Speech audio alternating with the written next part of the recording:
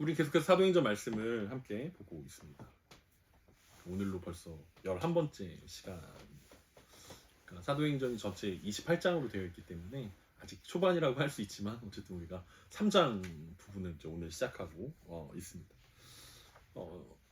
1장부터 2장의 내용을 잠깐 정리하자면 사도행전 1장에서는 이제 부활하신 예수님께서 승천하시면서 제자들에게 약속한 성령을 받으라고 명령하셨고, 이제 2장에서 제자들이 예수님의 명령에 따라 마가의 다락방에 모여서 기도하던 중에 성령이 임하는 사건을 경험합니다. 그리고 베드로가 이제 그것에 대해서 설교하면서 3,000명이 회심하고 본격적인 초대교회의 시작을 알리는 어떤 그 시대가 열렸다라는 것이 이제 지난주에 그래서 좋은 열매를 맺는 교회에 대한 이야기들, 이제 사도들의 가르침 안에 있고 교제하고 함께 떡을 떼고 기도하는, 예배하는 그런 공동체의 모습들을 우리가 함께 살펴보았습니다. 예수님 제자들에게 예루살렘과 온 유대와 사마리아와 땅끝까지로 내 증인이 되라고 말씀하셨고, 이제 본격적으로 제자들이 이제 어떻게 하면 우리가 예루살렘에서 유대에서 사마리아에서 땅끝에서 제자로 증인으로 살아갈 수 있을까, 그리고 그 명령대로 그 살아내는 모습들을 우리는 사도행전을 통해서 보게 될 것입니다. 특별히 오늘 본문은 우리가 어렸을 때부터 자주 보던 본문 중에 하나이면서 또 볼 때마다 신나고 또 힘이 되고 은혜가 되는 말씀 중에 하나입니다.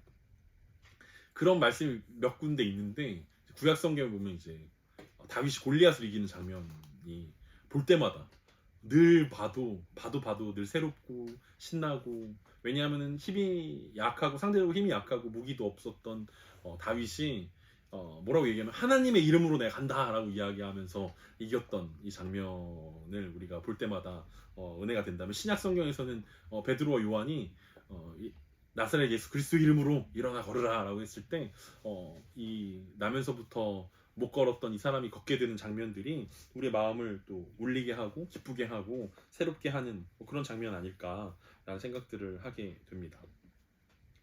우리가 이 말씀을 보면서 또 오해 아닌 오해가 생길 수 있는데, 그것은 어떤 예수님의 이름이 어떤 주문 같은 거라고 느낄 수도 있겠다라는 생각들을 합니다.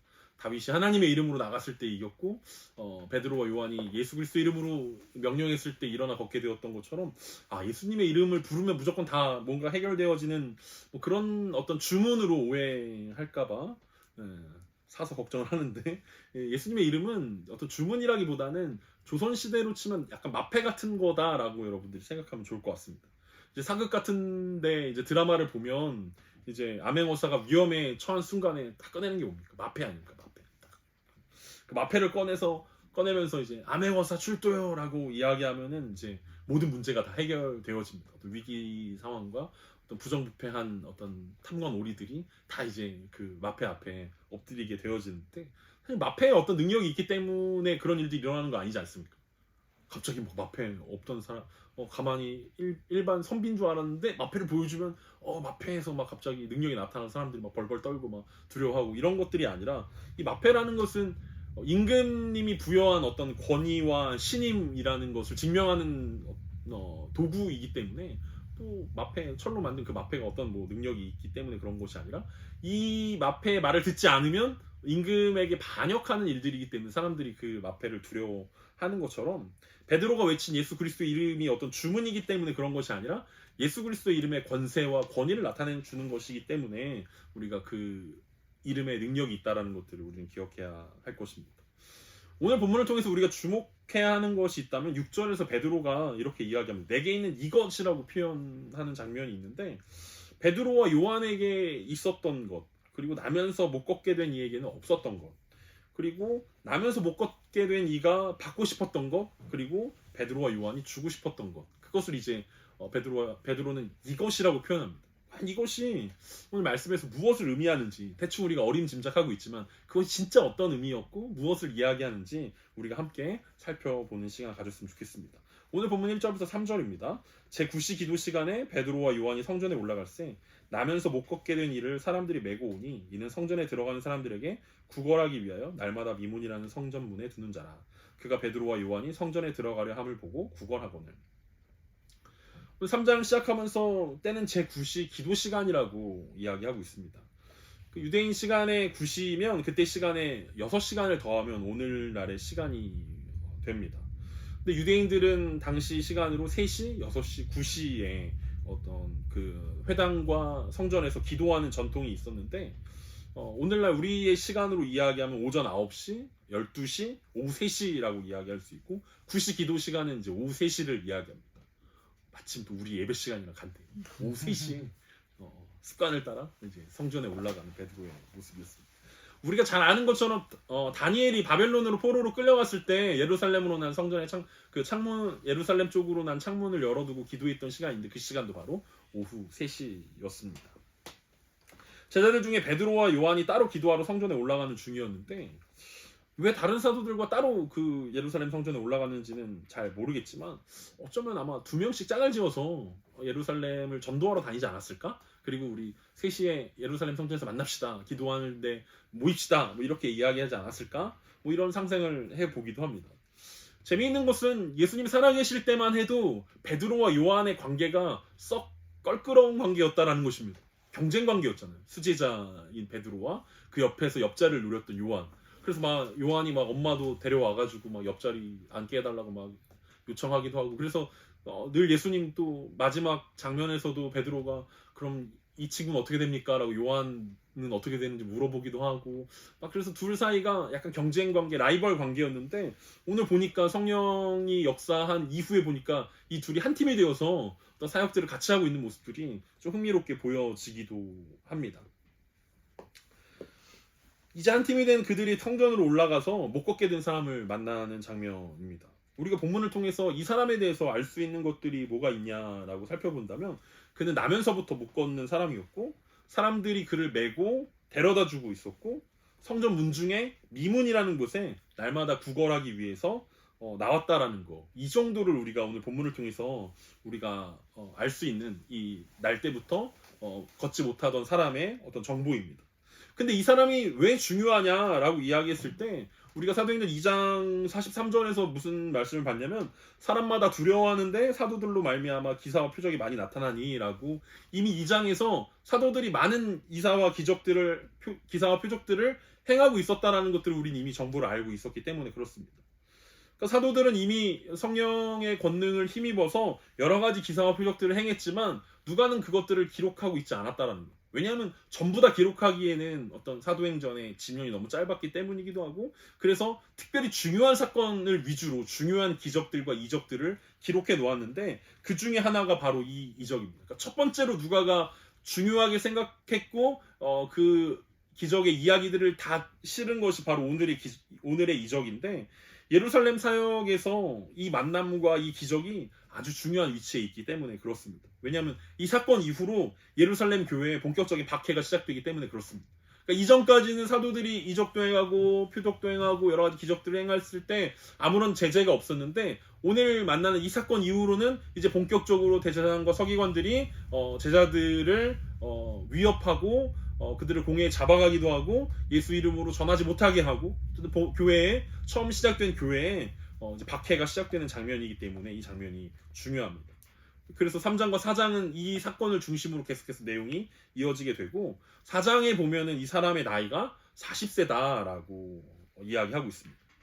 그러니까 요한복음에 보면은 우리가 38년 된 병자가 등장하는데 그 사람보다 2년이나 더 오랫동안 아파왔던 사람이 바로 오늘의 주인공이라고 볼 수 있습니다. 그러니까 38년 된 병자의 꿈은 무엇이었습니까? 여러분 기억할 때 요한복음에 나오는 38년 된 병자의 꿈. 그렇죠. 베데스다 연못이 동할 때 누군가 자기를 넣어주기를 원한다는 그 꿈을 38년째 꾸고 있는 사람이었다라는 거죠. 병이 낫기를 원하는 것이었습니다.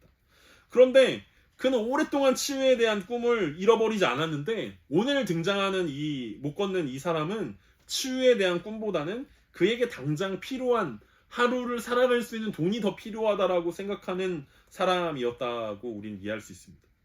그는 아주 어려서부터 성전 문 앞에 있었을 것입니다. 구제를 받기에는 최고의 위치 아닙니까? 사람들이 성전에 올라가면서 하나님과 사람들에게 자신의 관대함과 어떤 선행들을 보여주길 원하는데 마침 성전 문 앞에 보여줄 수 있는 대상인 이 안진뱅이가 앉아 있었다라는 거죠.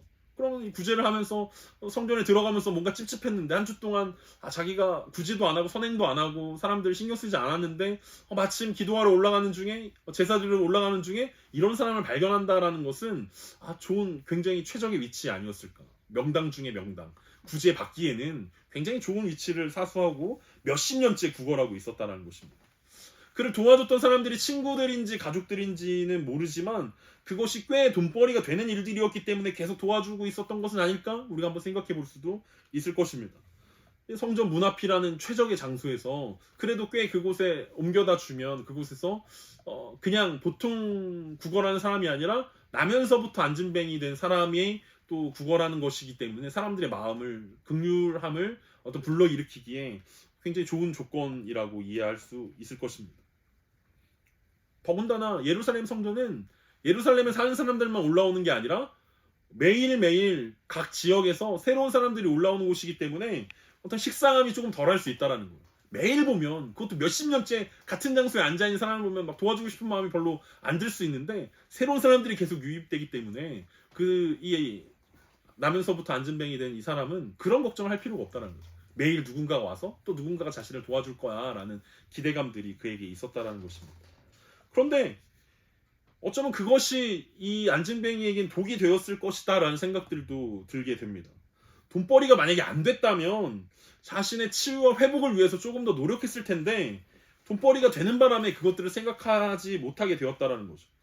아니면 어쩌면은 어렸을 때부터 노력을 해봤는데 불가능하다라는 것들을 깨닫게 되고 자선책으로 국어를 선택했을 수도 있을 것입니다. 그러니까 뭐가 됐던 베데스다 연못에 있었던 38년 된 병자는 여전히 치유받는 것이 그의 목적이었고 꿈이었는데 이 사람은 이제 치유에 대한 생각들은 아예 접어두고 그냥 하루하루 사는 거, 그냥 살아내는 거, 그냥 보통의 삶을 사는 것, 이게 나에게 주신 어떤 무기고 그가 할 수 있는 최선의 것이기 때문에 이렇게 사는 것이다 라고 생각하면서 삶을 살아왔을 거라고 우리는 예상할 수 있다는 것입니다.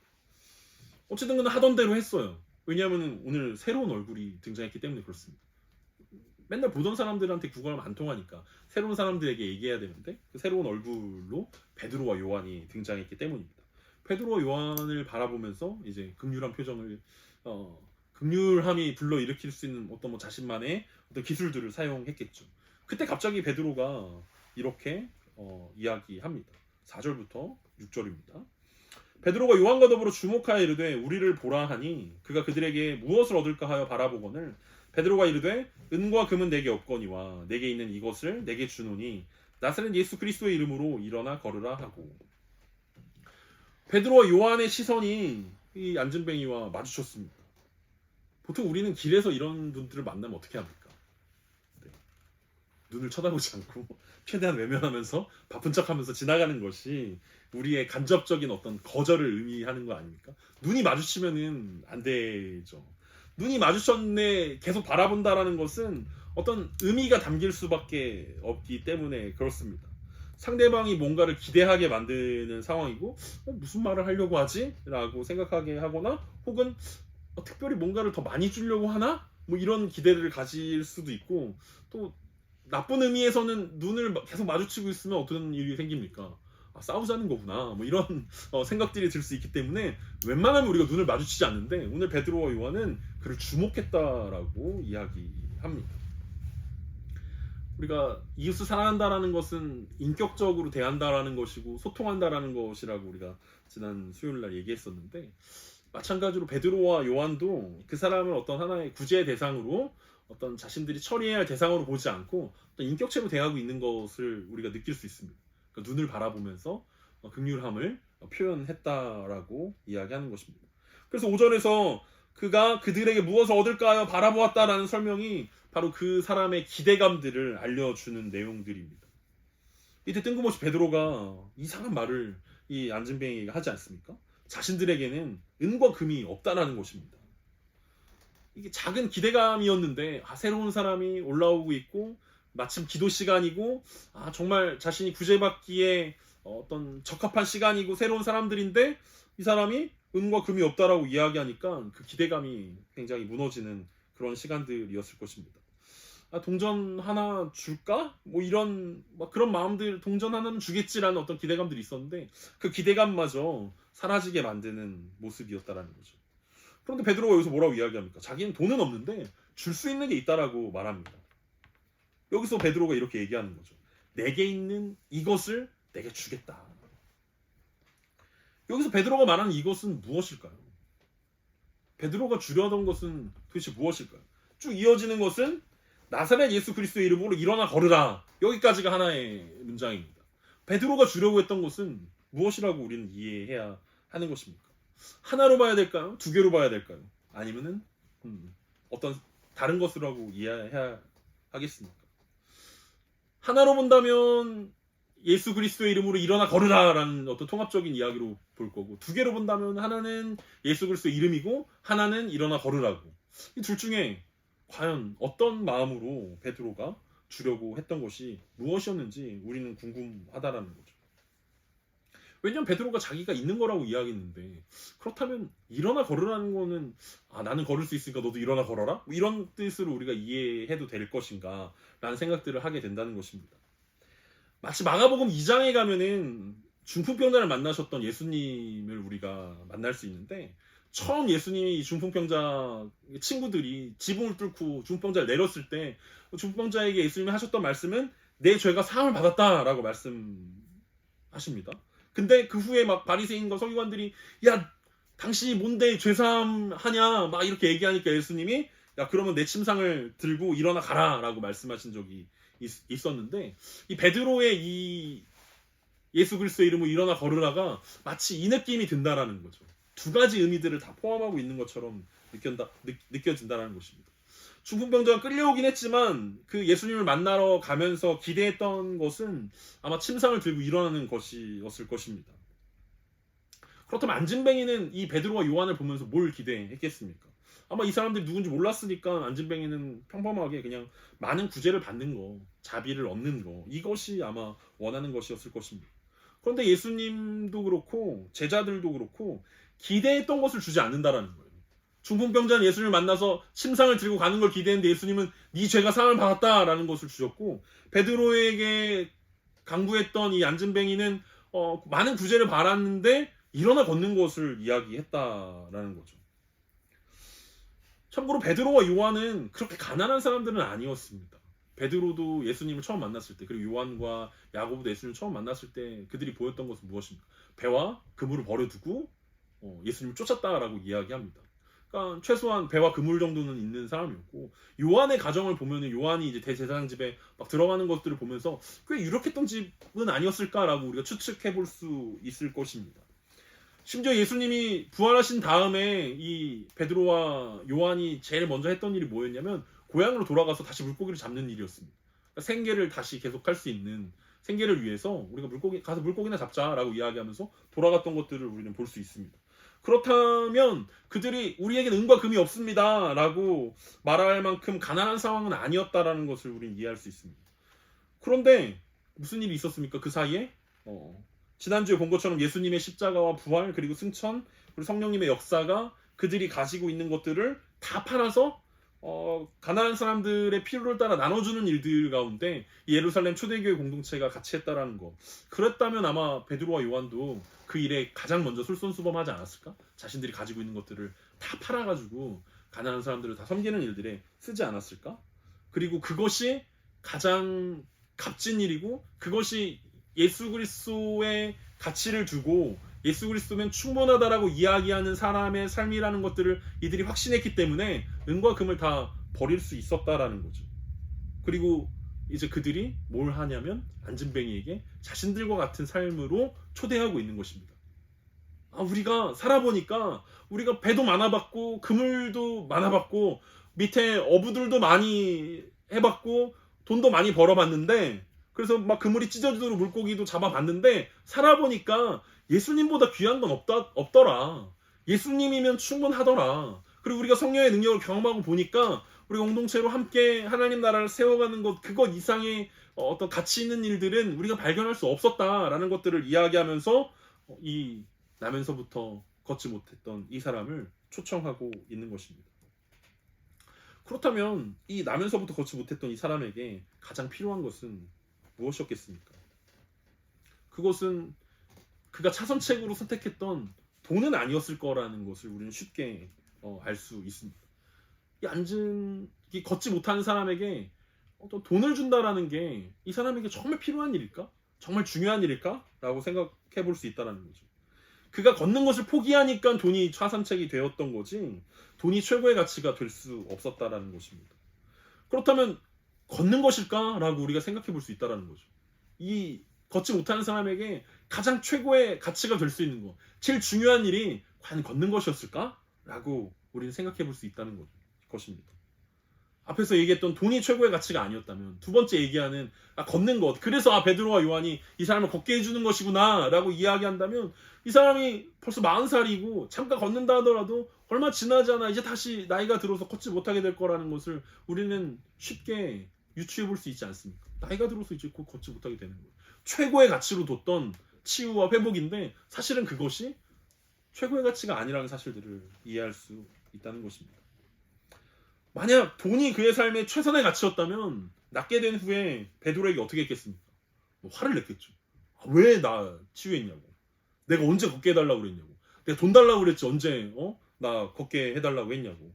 다시 물어내라고 막 얘기했을 수도 있습니다. 빨리 물어내라고.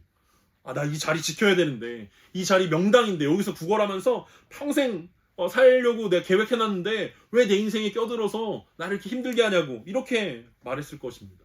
난 이 자리를 뺏기지 않을 거라고. 우리가 종종 세상에서 만나는 사람들이 바로 이 나면서부터 걷게 된 사람들의 모습일 것입니다. 자신이 최고의 가치라고 생각하는 그 일들을 우리가 방해한다고 생각한다는 거죠. 그게 아니야 라고 이야기하면 나 지금까지 이렇게 잘 살고 있었고 앞으로도 이렇게 잘 살 예정이고 앞으로 어떻게 살고 죽을 것까지 다 계획해놨는데 왜 내 삶에 껴들어서 이게 불편한 삶이라고 이야기하냐, 이게 진짜 불편한 삶이냐 라고 우리 가운데 반문하는 그런 상황들이 생길 수 있다는 거죠. 누가 너희 보고 우리를 고치라고 했냐, 누가 너희에게 예수 그리스도의 이름의 권세를 줬냐, 나는 그런 거 필요하지 않다. 그냥 먹고 사는 거, 그냥 하루하루 사는 거, 이게 우리 삶의 최고의 가치고 이게 내 행복이다 라고 이야기하는 사람들을 만날 수 있을 것입니다. 그런데 왜 이런 상황이 생겼습니까? 베드로와 요한이 기대했던 것이 그가 걷는 것이 아니었기 때문에 그렇습니다. 오늘 베드로가 했던 이 6절의 이야기를 잘 보면 베드로가 없다라고 이야기하는 것을 우리 볼 수 있습니다. 그게 뭐냐면 은과 금입니다. 그런데 무엇이 있다라고 이야기합니다. 그게 뭐냐면 이것입니다. 그러니까 없다라고 이야기하는 은과 금과 있다라고 이야기하는 이것이 대비되고 있다라는 거죠. 그렇다면 단순히 그것이 일어나 걷는 것은 아닐 거라고 우리는 생각해 볼 수 있다라는 것입니다. 베드로가 말하던 이것은 그 사람에게 돈이 필요합니다. 걷는 것이 필요합니다. 이것이 아니었다라는 거죠. 베드로와 요한이 가지고 있었던 것은 이 사람보다 돈이 많습니다. 나는 돈이 많으니까 이 사람을 도와줄 수 있고 나는 육신이 멀쩡하니까 이 사람을 도와줄 수 있다. 이런 정도의 의미가 아니라 이 사람에게 가장 필요한 것은 돈도 아니고 걷는 것도 아니고 예수 그리스도의 이름이라는 이야기들을 하고 싶었던 것입니다. 다시 말해서 베드로와 요한이 가지고 있었던 것은 바로 나사렛 예수 그리스도라고 이야기할 수 있습니다. 그러니까 베드로가 예수 그리스도의 이름으로 일어나 걸으라고 했을 때 이 사람이 일어나 걸을 수 있게 된 것입니다. 왜냐하면 그들이 예수 그리스도를 가지고 있었기 때문에, 예수 그리스도의 이름의 권세와 능력을 그들이 소유하고 있었기 때문에 그들은 이 사람에게 가장 필요한 것이 단순히 일어나 걷는 것이 아니라 예수 그리스도의 이름이라고 이야기할 수 있었다라고 우리는 볼 수 있는 것입니다. 앞을 못 보는 사람에게는 눈을 뜨는 것이, 그리고 걷지 못하는 사람에게는 걷는 것이, 가난한 사람에게는 부자가 되는 것이, 그리고 연애를 못하는 사람에게는 연애를 하는 것이, 우리의 삶 가운데 건강하지 못한 사람에게는 건강해지는 것이, 사업에 성공하는 것이, 각자 개개인의 삶 가운데 이것이 최고의 가치고 이것이 최고의 소망이라고 우리는 이야기하지만 사실 그것은 사람들의 생각이라고 이야기하는 것입니다. 걷지 못하는 사람에게 걷는 것보다 더 최고의 소망이 뭐가 있겠습니까? 보지 못하는 사람들에게 보여진다라는 거, 이거 말고 더 큰 가치를 우리가 어디에 둘 수 있겠습니까? 근데 그것이 사람의 생각이라는 거예요. 세상 그 누구에게도 최고의 가치는 바로 예수 그리스도라는 사실을 베드로와 요한이 오늘 이야기하고 있는 것입니다. 왜냐하면 베드로는 바로 앞에서 사도행전 2장 21절에서 누구든지 주의 이름을 부르는 자는 구원을 받으리라고 설교한 적이 있습니다. 누구든지 예수 그리스도의 이름을 부르는 자는 구원을 얻는다라고 이야기했을 때 그 구원이 의미하는 것이 단순히 일어나 걷는 것이 아니었다라는 거죠. 그래서 베드로가 나에게 있는 이것이다라고 이야기했을 때 그것은 바로 나사렛 예수 그리스도의 이름이라고 이해할 수 있을 것입니다. 그러면서 어떤 일들이 일어납니까? 7절과 8절입니다. 오른손을 잡아 일으키니 발과 발목이 곧 힘을 얻고 뛰어서서 걸으며 그들과 함께 성전으로 들어가면서 걷기도 하고 뛰기도 하며 하나님을 찬송하니. 베드로는 이 걷지 못하는 사람의 오른손을 잡아 일으켰습니다. 누가는 그 장면을 이렇게 기록합니다. 한 번도 일어나 본 적이 없고 걸어본 적이 없는 사람의 발과 발목이 힘을 얻고 회복되었다라고 우리 가운데 의사적인 관점으로 정확하게 기록하고 있습니다. 한 번도 걷지 않았기 때문에 발과 발목이 분명히 힘이 하나도 없었을 거라는 거죠. 삐쩍 말라 있었을 거라는 거죠. 근데 베드로가 그의 손을 잡아 일으키는 순간 발과 발목에 힘이 생기고 튼튼해지고 그가 펄쩍 뛰게 되었고 걷게 되었고 달리면서 성전으로 들어가게 되었다는 것입니다. 늘 성전 바로 문 밖에서 사람들이 기도하러 들어가는 모습, 예배하러 들어가는 모습, 찬송하러 들어가는 모습만 보면서 소외당했던 나는 하나님의 은혜가 여기까지인가 봐. 하나님이 나를 사랑해 주시지 않는가 봐. 나는 공동체에서 멀리 떨어져 있는 사람이야 라고 포기해버렸던 이 사람이 베드로와 요한의 이 구원의 초청에 힘입어서 하나님의 이름을 찬양하게 되었다는 것입니다. 무엇보다도 베드로와 요한에 가지고 있었던 예수 그리스도의 이름을 이 사람도 소유하게 되게 된 것입니다. 믿음이 생기고 하나님의 자녀가 되는 은혜가 임하게 된 것입니다. 근데 뒤에 이어지는 9절과 10절은 다음 주에 이어서 봅시다. 중요한 것은 오늘 나면서부터 걷지 못했던 이 사람은 오늘 걷게 될 것을 기대하지 않았다는 것입니다. 예수님을 만날 것을 기대하지 않았다는 것입니다. 그는 나름대로 자신의 삶에 만족했고 비록 걷지 못하고 구걸하는 인생이었지만 어쩔 수 없다라고 생각했고 자신보다 못한 사람들이 더 많다라는 사실들로 스스로를 위로했을 것입니다. 그래도 나는 꽤 괜찮은 자리를 잡게 되었고 여기 터를 잡고서 그래도 성전에 올라가는 사람들로부터 구제를 받고 걷지 못할 뿐이지 나는 팔도 멀쩡하고 앞도 볼 수 있고 가족도 있고 여러 가지 그렇게 현실에 만족하면서 살아갔을 것입니다. 세상 사람들의 마음들이 바로 그렇다는 것입니다. 우리는 잘 살고 있습니다. 우리는 우리 삶을 흔들지 말아 주십시오. 불편하지 않은데 왜 자꾸 너 불편해? 불편해? 이렇게 더 불편하게 우리를 만들지 말아달라는 것이 세상 사람들의 마음이라는 거죠. 구걸하면서 살고 있지만 그것이 만족스럽다라고 이야기하는 사람들이 영적으로 무너져 있는 세상 사람들의 마음이라고 이야기할 수 있습니다. 우리가 보기엔 진짜 불편한데 예수님 없이 진짜 불편한 삶들을 살고 있는데 괜찮다고 혹시 도와줄 마음이 있으면 돈이나 좀 달라고 그거면 충분하다고 그냥 신경 쓰지 말아줬으면 좋겠다고 다른 거 말고 돈만 주면 우리 만족한다라고 이렇게 이야기하는 세상 사람들의 모습과 오늘 나면서 못 걸었던 이 사람이 비슷하게 느껴진다는 것입니다. 문제는 우리가 이 이야기를 보면서 늘 베드로의 마음으로 우린 이 본문을 볼 때가 많이 있습니다. 안진뱅이는 우리랑 좀 안 비슷하고 왜냐면 우리는 잘 걸으니까 그래도 우리는 꽤 괜찮으니까 라고 생각하면서 베드로의 마음으로 이 사건을 바라봅니다. 하지만 베드로처럼 여러분 자신있게 은과 금은 여러분들에게 없거니와 라고 말할 수 있습니까? 진짜 은과 금이 없어서 말할 수 있습니까? 저는 캐시밖에 없었어. 캐시와 카드만 있습니다. 은과 금 진짜 없습니다. 그런 거 없습니다. 저는 펀드와 주식 계좌는 있지만 진짜 은과 금은 없습니다. 금은 제가 투자하지 않습니다. 이렇게 이야기할 수 있습니까?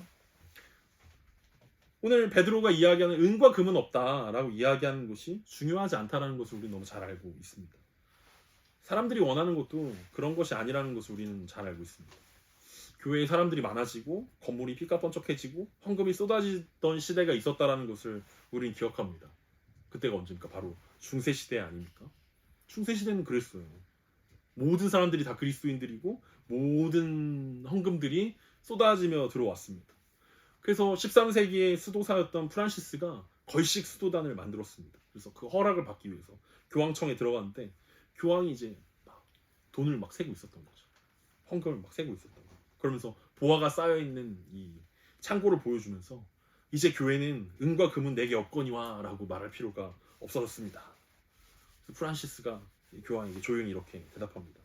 그래서 나사렛 예수의 이름으로 일어나 걸으라고 말할 능력도 없어졌습니다. 중세 시대 때는 중세 교회는 많은 권력과 물질을 가졌지만 예수님을 잃어버리게 되므로 모든 것을 잃어버린 무능한 교회가 되어 버렸습니다. 오늘날 한국 교회를 바라보면서 이 중세 시대 교회를 닮아가고 있는 것처럼 보여지는, 그리고 그렇게 경고하는 사람들이 있습니다. 우리도 막 중세처럼 뾰족한 첨탑에 어떤 십자가가 달린 그런 교회들을 짓고 사람들을 더 많이 모으고 영향력 있는 어떤 일들을 더 많이 감당해야 된다. 어떤 정부의 어떤 사회에 어떤 기여를 해야 되고 어떤 우리의 목소리를 더 내야 되고 그런 이야기들을 하는 분들을 우리는 심심치 않게 보게 됩니다. 중요한 것은 중세교회가 은과 금은 충분했지만 예수 그리스도의 이름의 능력이 잃어버렸기 때문에 결국 종교개혁이 일어났던 것처럼 오늘날 우리가 예수 그리스도의 이름이 없는 것을 숨기기 위해서 자꾸만 다른 것들로 이것이 그리스도의 이름의 능력이 있는 것을 표현하는 것입니다 라고 이야기하는 시대를 살아가고 있는 것은 아닌가? 예수 그리스도의 이름의 능력이 없으니까 그것을 자꾸 감추려고 이렇게 사람이 많이 모이는 것은 예수 그리스도의 이름 아니면은 설명할 길이 없지 않습니까? 이렇게 큰 사역을 감당하는 것은, 이렇게 큰 건물을 짓는 것은, 이렇게 큰 재정을 일으킬 수 있는 것은 예수 그리스도의 이름의 능력 아니면 무엇으로 이것을 설명할 수 있습니까? 라고 그리스도의 이름의 능력이 없는 것을 우리 가운데 이야기하고 있는 시대일 수도 있다는 것입니다. 한편으로 더 슬픈 건 뭐냐면 우리는 은도 없고 금도 없고 예수 그리스도 이름도 없는 굉장히 가장 세상에서 슬픈 사람들이 우리가 아닌가라는 어떤 두려움들이 우리 가운데 있다라는 거죠. 일어나 걸으라고 외칠 수 있는 믿음이 과연 우리 가운데 있는가? 우리가 은과 금으로 예수 그리스도 이름이 없는 것을 포장하는 시대를 어떤 벗어나려고 이렇게 뛰쳐나왔는데 우리한테 진짜 있나 이게?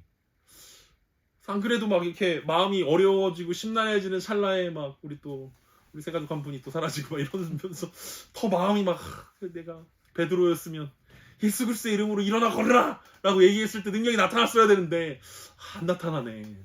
안 되네. 이런 마음들이 우리를 또 슬프게 하고 베드로랑 비교하면서 늘 마음이 주눅들고 왜 난 안 되지? 부족한 믿음 때문인가? 이렇게 자책하게 만드는 것들 아닌가 라는 생각들을 하기도 합니다. 그래도 한 가지 위로가 되는 것은 오늘 베드로가 보여줬던 행동이라는 거죠. 베드로가 어떻게 합니까? 이 나면서부터 걷지 못했던 이 사람에게 믿음을 요구하지 않아요. 야, 너 믿어서 빨리 일어나 걸어. 내가 명령했으니까 너 일어나 걸어야 돼. 이렇게 얘기하지 않고 베드로가 어떻게 합니까? 손을 잡아줍니다. 그리고 일어나 걸으라고 이야기합니다. 그냥 일어나 걸으라고 했으면 이 믿음이 없었던 이 나면서부터 걷지 못했던 이 사람은 포기해버렸을 것입니다. 이 사람 정신 나간 사람이네. 도대체 나한테 왜 이러는 거야? 불편하게 하네. 저리 가버렸으면 좋겠네 라고 생각했을 텐데 베드로가 예수 그리스도 안에 있는 그 이름의 능력과 권세에 충만해서 그 사람의 손을 잡아서 일으켰을 때 이 사람에게 베드로에게 있었던 믿음이 전달되었다라는 거예요. 내가 그리스도를 향한 그 믿음으로 내가 다시 일어나야겠다. 내가 다시 회복되어야겠다. 베드로가 설교했던 것처럼 누구든지 그리스도의 이름을 부르면 구원을 얻는다라고 이야기했는데 베드로가 손을 잡고 일으켜주는 그 순간 그 마음 가운데 그 믿음이 들어갔다라는 거죠. 그래서 우리의 부족한 믿음을 위해서 우리가 해야 될 일이 뭐냐면 서로의 오른손을 잡아서 일으켜주는 일들이 필요하다는, 서로에게 베드로가 되어줘야 한다는 것입니다. 그리고 그것이 불가능하다면 우리의 오른손을 잡아 일으켜주시는 주님을 바라보는 일들이 우리 가운데 필요할 것입니다. 여전히 주님은 우리의 부족한 믿음을 꾸짖지 않으시고 너 왜 아직도 못 믿어? 너 왜 아직도 못 걸어? 너 왜 아직도 중요한 걸 몰라? 라고 뭐라 하지 않으시고 예수님 우리를 향해 손을 잡아주신다는 것입니다. 작은 믿음으로 인해 회복이 더디게 느껴질 때, 회복이 안 될 거라고 이미 자포자기해버리고 그냥 돈이나 많이 벌었으면 좋겠습니다. 그냥 하루하루 그냥 잘 살았으면 좋겠습니다.